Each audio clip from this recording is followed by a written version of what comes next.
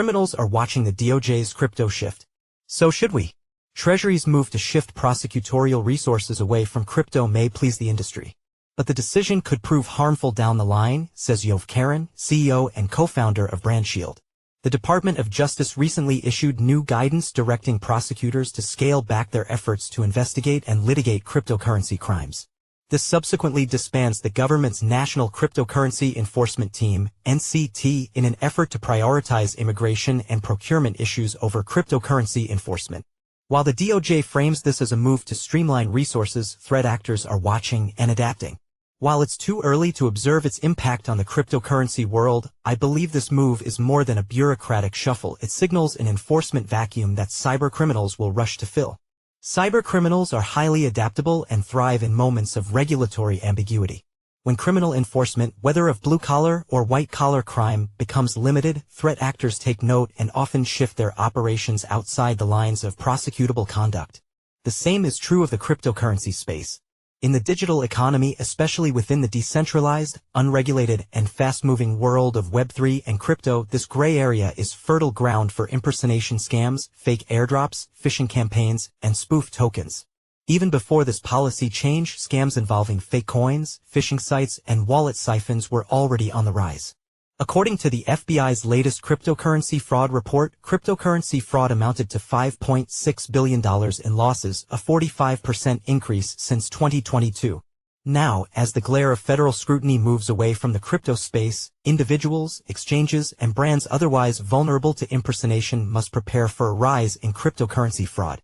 Cybercriminals will continue to exploit platforms and dupe investors, especially in spaces where technical complexity, anonymity, and lack of regulation already hamper detection and enforcement. The administration's decision to rethink crypto enforcement has already elicited mixed reactions from legal experts who echo the sentiment that the move may elicit fraudulent activity. In a statement to the Washington Post, Vanderbilt University law professor Yesha Yadav underscored the importance of the NCET in disrupting criminal activity across the crypto space, noting that the government may find it harder to prosecute the incredibly nimble, very opportunistic actors in this space. Similarly, Kleptocracy Initiative Director and anti-corruption expert Nate Sibley emphasized that dangerous U.S. adversaries rely on cryptocurrencies to launder money and evade sanctions. However, a different tune can be heard within the industry. Nonprofit advocacy group Defy Education Fund's executive director and chief legal officer Amanda Tuminelli stated that it was heartened to see that the DOJ announced it is redirecting resources to prosecuting the bad actors who are actually culpable for misuse of technology rather than the builders of our financial future.